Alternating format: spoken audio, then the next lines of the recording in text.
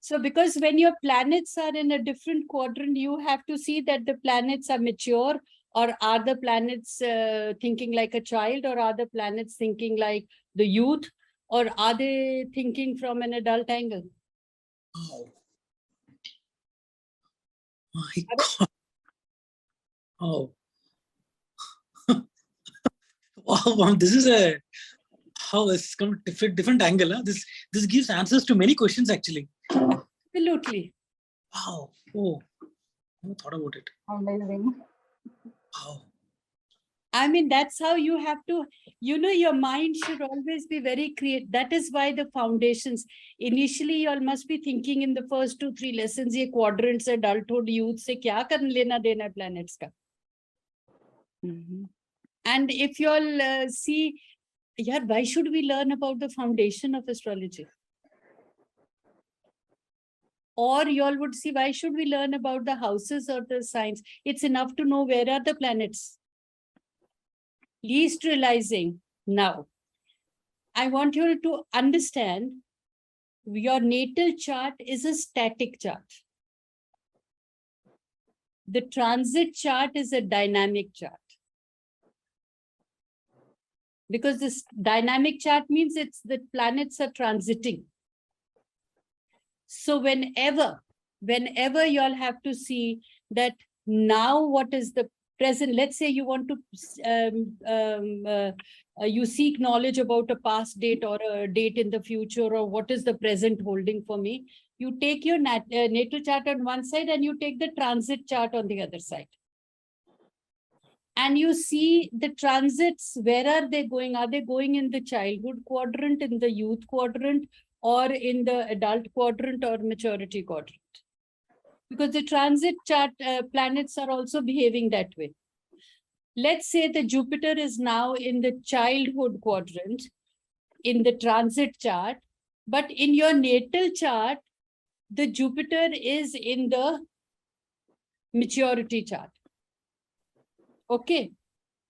So basically it is a direct, either it will be a sextile or it will be a trine to the natal chart. Okay. Yes. So you always see that, okay, my belief system is much stronger, but I can take ideas of whatever Jupiter is telling me as a child. So the way sometimes a child gives us ideas. So the Jupiter is actually telling you during its transit, take the ideas from me, inculcate it in your belief system, which is already strong and good. Have you got it? Yes. So you listen to the ideas of other people. If you feel it is acceptable in your belief system, well and good. If it not, you listen to the ideas and you stick to your own beliefs. But let's say the transit Jupiter is directly in opposition to the static. The dynamic Jupiter is opposition to the static Jupiter. That means the belief system needs to be changed drastically. That means what we were thinking is not going to work for us. You see the Jupiter in conjunction, this dynamic Jupiter in conjunction with the static Jupiter. This basically means you are a pioneer. Go and manifest your ideas, and you will definitely be successful. Okay, now your dynamic Jupiter is in conjunction with dynamic static Saturn. Your dynamic Jupiter is in conjunction with your static Saturn.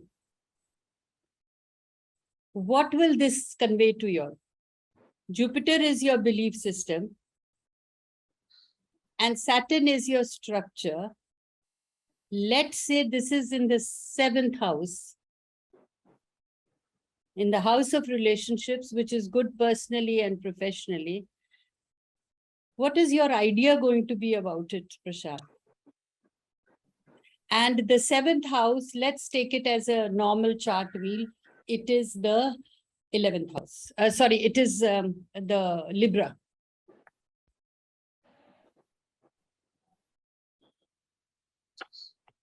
How will you translate it into?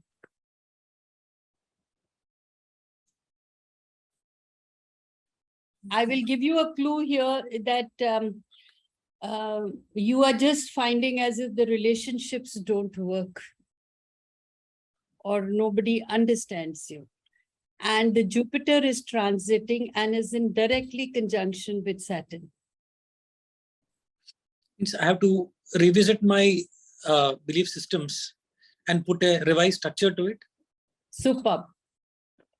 That means the problem is not with the other people in the relationships. Probably my perception of things are not right. So I need to review my own way of thinking, put myself in other people's shoes, and rebuild my structure of relationships.